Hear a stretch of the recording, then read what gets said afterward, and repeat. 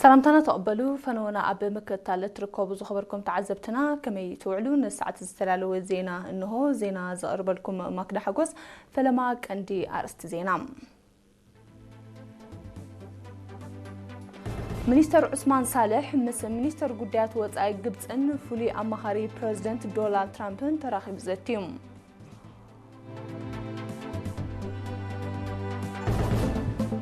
ኤርትራ ነበርቲ ዓባይ ብሪጣንያ ዓመታዊ ፌስቲቫሎም ብድምቀት አካሂዶም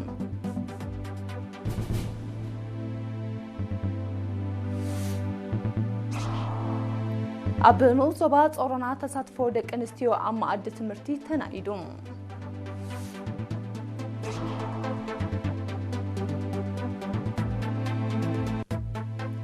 أمريكا استفلالية تكالات إيران علامة زغبرت وسخي متقعتات كايدام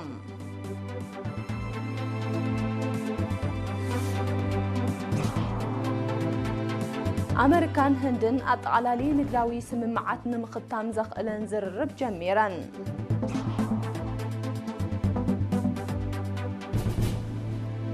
نوتهدراوي هلاو أمريكا أب جابان زقاوم سلماو سلفي أب دسيت أوكنيوا تخايدوم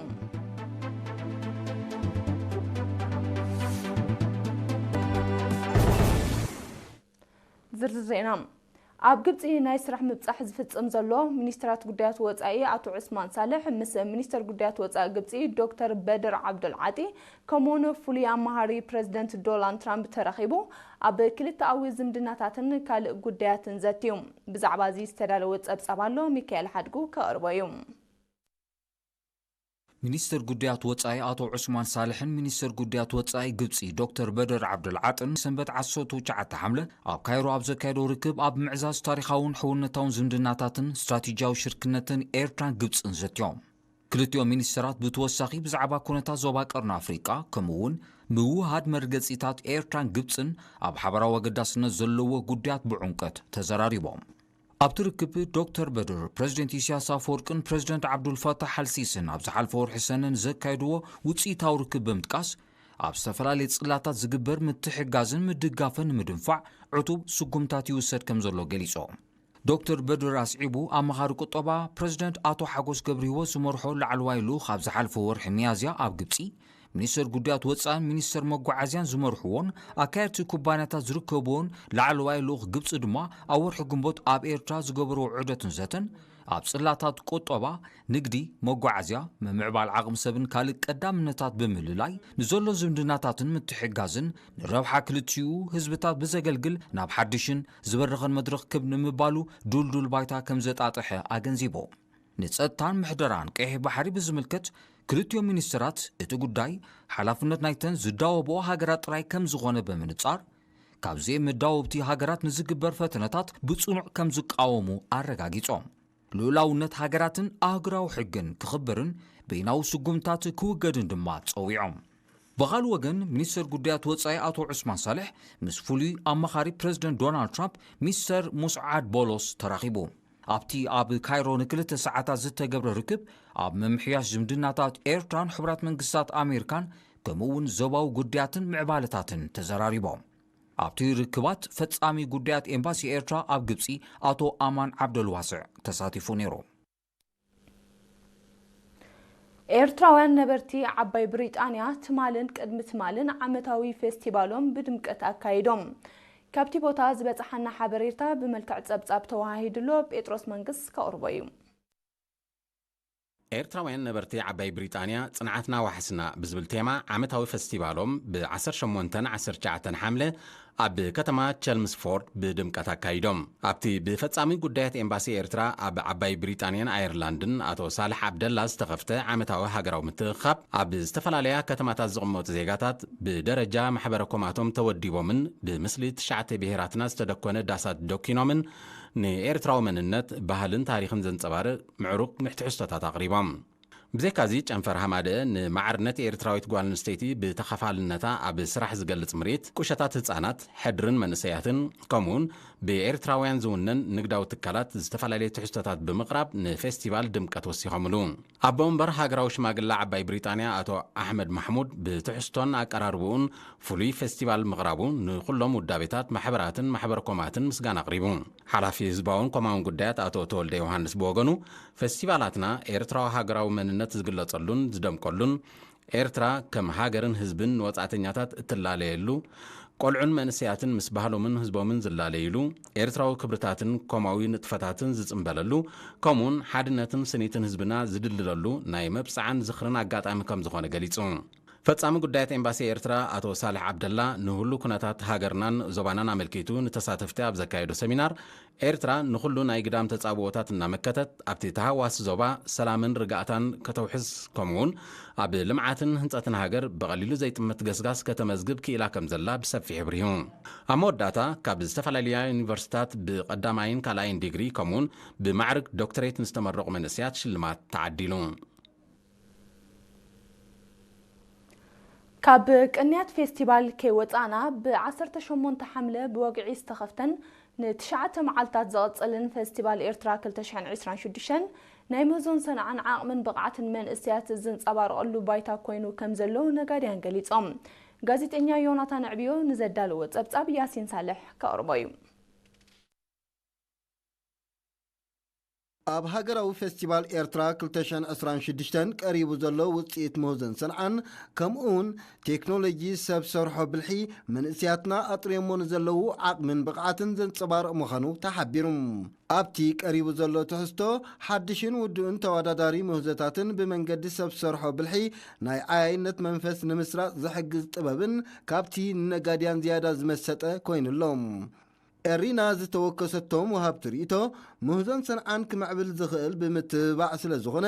ምትብባዕን ደገፍን ሕብረተሰብን ኣካላት መንግስትን ከይፍለዮም ተላብዮም ኣዋሃዲ መደባት ምርኢት ምህዞን ሰንዓን ሃገራዊ ፌስቲቫል 2026 ኢንጂነር ልኡል ኪዳነን ኤሪና ኣብ ዝሃቦ ሓበሬታ እቲ ቀሪቡ ዘሎ ኣስታት 35 ዝበፅሕ ሰንዓታት ንሕብረተሰብ ኣብ መዓልታውን ጥፈታቱ ዝሕግዝ ከም ዝኾነ ገሊጹ እቲ ቀሪቡ ዘሎ ትሕዝቶ ኣብ ምርጋጽ ውሕስነት ምግቢ እንስሳ ዘገልግላ ጣሓንቲ ቃንጫን ጨጨፍቲ ዕፉንን ማሽናት ካብ ዝተዋህለለ ጓሓፋት ፈሓም እቲ ምስራሕ ማሽን ካብ ኣቁጽልቲ ኣካልን ጥረታትን ዝተመስረሐ ፉቱን ናይ ጸጉሪ ርእሲ ቅብኣት ቆጠብቲ ጸዓት መጎገን ካልእ ማሽናትን ርሕቀት ንምፍላጥ እትሕግዝ መሳርሒት ከምኡውን ኣናጹ ክጻወርኡ ዘይክእላ ኤሌክትሮኒካዊ ድምፅን ካልእን የጠቓልል ኣቕረብቲ ምህዞን ሰንዓን ኣብ ዝሃብዎ ርእቶ ፌስቲቫል ፍልጠትካን ዓቕምኻን ብዝግባእ ክተርእየሉን ርእቶ ክትረኽበሉን እትኽእል መድረኽ ስለ ዝኾነ ሃናፂ ርእቶታት ህዝቢ ተቐቢሎም ዝጎደሎም ክእርሙን ክምልኡን ድልዋት ምዃኖም ገሊፆም ኣብ ኖዞባ ጾረና ብውህድ ጻዕሪ መምሃራንን ወለድን መስርሕ መምሃርን ምስትምሃርን እናሓየለ ይመጽእ ከም ዘሎ ሓላፊ ትካላት ትምህርቲ መምህር ሰልጠነ ገብረዮናስ ሓቢሩ ገስጋስ ትምህርቲ ኣብ ዓመተ ትምህርቲ 2025-2026 ንምግምጋም ኣብ ዝተኻየደ ኣኼባ መምህር ሰልጠነ ተሳታፍነት ተምሃሮ ብሓፈሻ ናይ ደቂ ኣንስትዮ ድማ ብፍላይ እናበረኸ ይመጽእ ከም ዘሎ ብምጥቃስ ዝተመዝገበ ዓወት ንምድንፋዕ ቀጻሊ ጻዕሪ ክካየድ ኣዘኻኺሩ መጠን ምሕላፍ ኣብ መባእታ 84 ሚታዊት ኣብ ማእከላይ ደረጃ 82.5 ሚታዊት ኣብ ካልኣይ ደረጃ ድማ 80.5 ሚታዊት ከም ዝነበረ ብምግላጽ ምስ ናይ ዝሓለፈ ዓመት ክናጻጸር ከሎ ዕቤት ከም ዘርኣየ ኣፍሊጡ ሓላፊ ጨንፈር ትምህርቲ ዞባ ደቡብ መምህር ህብቲ ዝገኪዳነ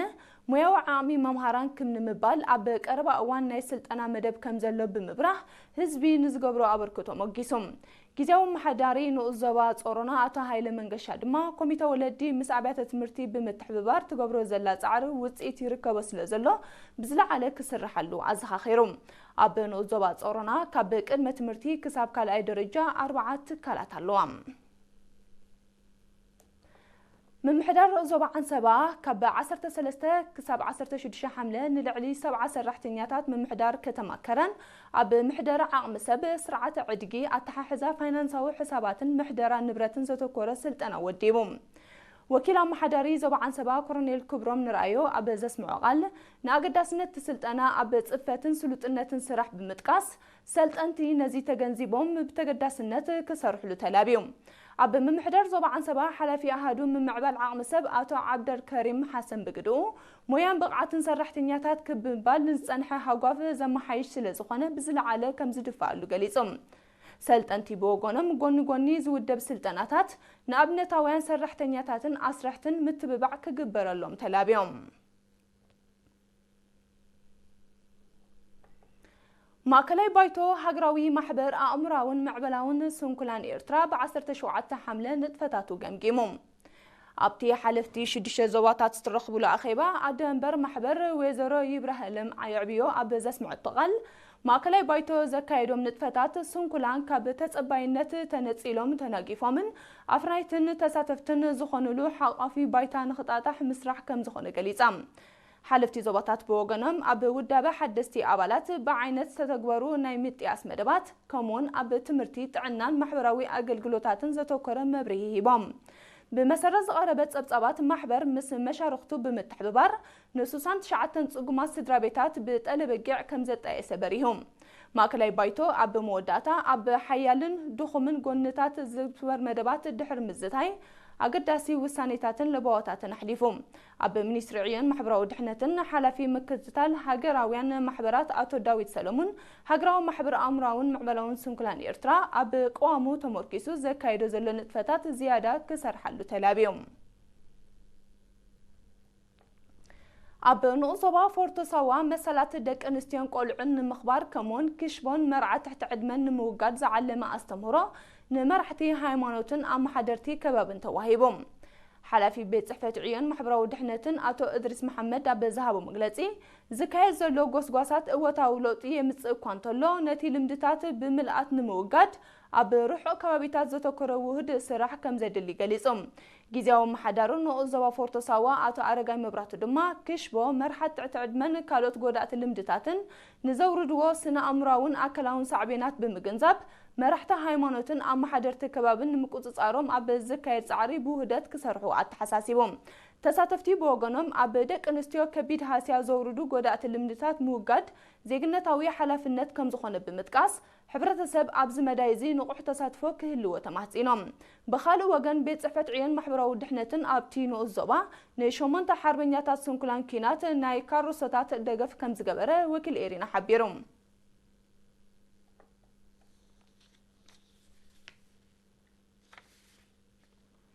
زسعب زينا هاجرات وطايو نمكتالكم كتقصلو دقيمه بخبري عدم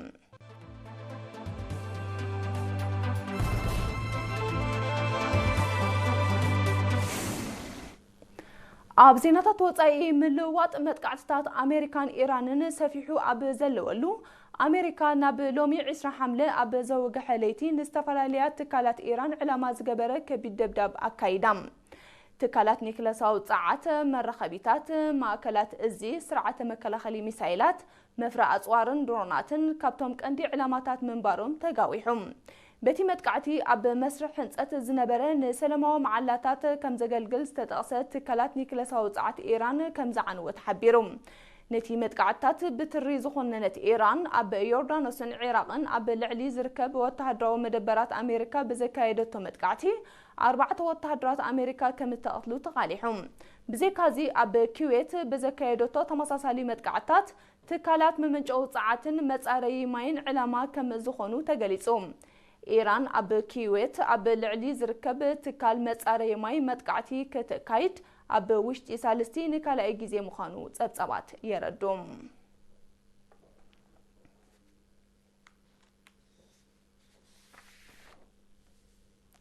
ክቡራት ተኸታተልቲ ዜና ንምፍጻም ኣርእስቲ ዜና ክንደቅም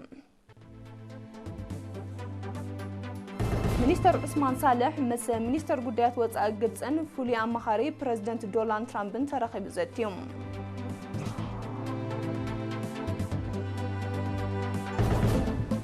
ኤርትራውያን ነበርቲ ዓባይ ብሪጣንያ ዓመታዊ ፌስቲቫሎም ብድምቀት ኣካይዶም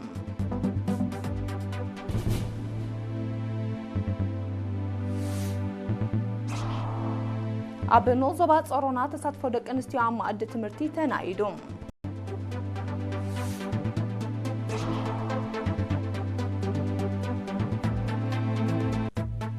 أمريكان استفلاليات تكالات إيران علامة زجبرت وصاغ متقعتها تكايدام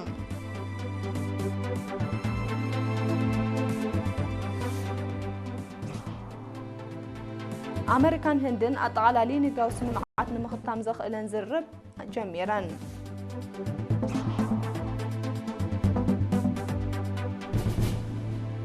وتادرو هلو أمريكا بجابان زقام سلما وسلفي عبد السيد اوكيناوا تخيدوم